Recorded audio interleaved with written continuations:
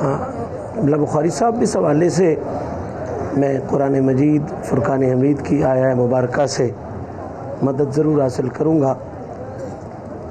اللہ کریم ارشاد فرماتا ہے یا ایھا الذین آمنوا اتقوا اللہ وکونوا مع الصادقین، کہ اے ایمان والو تقوی اختیار کرو اور ان کی سنگت اختیار کرو جو تن کے بھی سچے ہیں اور من کے بھی سچے ہیں۔ واہ سبحان اللہ، سبحان جتنی باتیں آپ نے اس حوالے سے کی کہ اچھل کود ہے اور یہ ساری چیزیں ہیں، صادقین کا لفظ ہے نا، یہ ہمیشہ کے لیے ایک پہچان ہے اللہ کے ولی کی، اور اسی پہچان کو داتا صاحب نے کشف المحجوب میں بیان فرمایا، اور ہم سارے اسی کے ماننے والے ہیں، اسی کے لمبردار ہیں۔ ایگزیکٹلی۔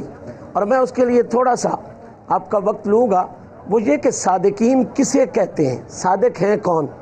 سیدھا سادہ معنی تو اس کا یہ ہے کہ سچے لوگ، لیکن قرآن نے صادقین کی 5 نشانیاں بڑی وضاحت کے ساتھ بیان فرمائی۔ دوسرے پارے میں ارشاد ہے سلبنی لیس البر ان تولوا وجوہکم والی آیہ مبارکہ ہے، اس میں پہلے تو عقائد کا ذکر ہے، آگے صادقین کی پہچانوں کا ذکر ہے۔ 5 پہچانیں بیان فرمائیں، اور آپ لوگ محبت والے ہو، میں اس بات پر ضرور حیران ہوتا ہوں کہ صادقین کی پہچان بھی اللہ نے 5 صحیح رکھی ہوئی ہے۔ واہ واہ واہ واہ واہ۔ اس میں پہلی پہچان جو بیان ہوئی وہ یہ ہے وَآتَى الْمَالَ عَلَىٰ حُبِّهِ ذَوِي الْقُرْبَىٰ وَالْيَتَامَىٰ وَالْمَسَاكِينِ وَابْنِ السَّبِيلِ، کہ سچے لوگوں کی پہلی پہچان یہ ہے کہ ان کی زندگی مال بنانے میں نہیں گزرتی، واہ ان کی زندگی مال لٹانے میں گزرتی ہے۔ کیا کہنے، قلندر دونوں ہاتھوں سے لٹا کر رقص کرتا ہے، ان کی زندگی یہ جوڑنے میں نہیں گزرتی، ان کی زندگی راہ خدا میں خرچ کرنے میں گزرتی ہے۔ سبحان اللہ۔ اور اگلی بات وَآتَى الْمَالَ کے بعد جو اگلا لفظ آیا آتَى الْمَالَ عَلَىٰ حُبِّهِ ذَوِي الْقُرْبَىٰ وَالْيَتَامَىٰ وَالْمَسَاكِينِ وَابْنِ السَّبِيلِ وَالسَّائِلِينَ وَفِي الرِّقَابِ وَأَقَامَ الصَّلَاةَ۔ دوسری نشانی صادقین کی یہ ہے کہ وہ نماز کو ضائع کرنے والے نہیں ہوتے، واہ بلکہ نماز کو قائم کرنے والے ہوتے۔ سبحان اللہ۔ اب اس کا عام معنی تو یہ ہے کہ نماز ادا کرنا، لیکن نماز قائم کرنے کا لفظ جو ہے وہ بڑی جامعیت رکھتا ہے۔ میں اس کو اگر ایک جملے میں سماؤں تو یوں ہوگا کہ جو مضامین آپ نماز میں زبان سے ادا کرتے ہیں، ان مضامین کے مطابق اگر آپ کی پوری زندگی ڈھل جائے تو سمجھ لو یہ نماز قائم ہو گئی ہے۔ سبحان اللہ۔ توحید خدا بیان کرتے ہو، نعت مصطفیٰ بیان کرتے ہو، اسی طرح جتنے مضامین ہیں ان پر پوری زندگی ڈھل جائے تو یہ اقامت صلاۃ ہے۔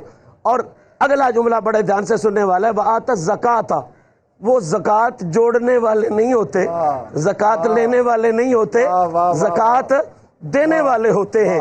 اور چوتھا جملہ انتہائی نفیس ہے وَالْمُوفُونَ بِعَهْدِهِمْ اِذَا عَاهَدُوا، کہ وہ وعدہ کر کے وعدے سے دغا کرنے والے نہیں ہوتے، وعدے وفا کرنے والے ہوتے۔ سبحان اللہ۔ وہ بات سے پھرنے والے نہیں ہوتے، بات پہ اڑنے والے ہوتے ہیں۔ جو وہ مدینے کے بازار میں کہتے ہیں نا، وہی وہ کربلا کے ریگزار میں بھی کہتے ہیں۔ سبحان اللہ، سبحان وہ اللہ۔ اپنے موقف سے ہٹنے والے نہیں ہوتے، موقف پہ قائم رہنے والے ہوتے سبحان ہیں۔ اللہ۔ اور 5ویں نشانی جو صادقین کی بیان ہوئی وَالصَّابِرِينَ فِي الْبَأْسَاءِ وَالضَّرَّاءِ وَحِينَ الْبَأْسِ، کہ وہ جبر کے نمائندہ نہیں ہوتے، وہ صبر کے نمائندہ ہوتے ہیں۔ سبحان داتا اللہ۔ صاحب کی سبحان حیات ہو یا امام حسین پاک کی حیات ہو، سبحان اللہ شاہ صاحب، میں دعوت فکر دے رہا ہوں داتا صاحب سے لے کے امام پاک تک یہ 5 نشانیاں لے کے آپ چلیں۔ لاہور والا علی، نجف والا علی، کربلا والا علی، کیا کہنے، کیا یہ کہنے، جتنے بھی ہیں نا، کیا کہنے، یہ 5 کی 5 صفات کے نقطہ عروج کا نام ہے۔ سبحان اللہ۔ اب اللہ کہتا ہے سنگت اختیار کرو ان جیسوں کی۔ آخری سوال اور آخری جملہ، بھئی ان جیسوں کی سنگت کیوں اختیار کریں؟ آیت کی ترتیب پر ذرا غور کریں نا، پہلے ایمان آ گیا، پھر تقوی آ گیا، پھر ان کی سنگت کیوں اختیار کرنی ہے؟ ظاہری طور پہ تو ایمان اور تقوی آ جائے تو سنگت کی ضرورت نہیں۔ تو اس کا سادہ سا جواب یہ ہے کہ جتنی قیمتی چیز بندے کے پاس ہو نا، اتنی اس کی حفاظت کی بھی ضرورت ہوتی ہے۔ ریت کی حفاظت کے لیے تالے کوئی نہیں لگاتا، لیکن سونے کی ڈلی کی حفاظت کے لیے تالے لگتے ہیں۔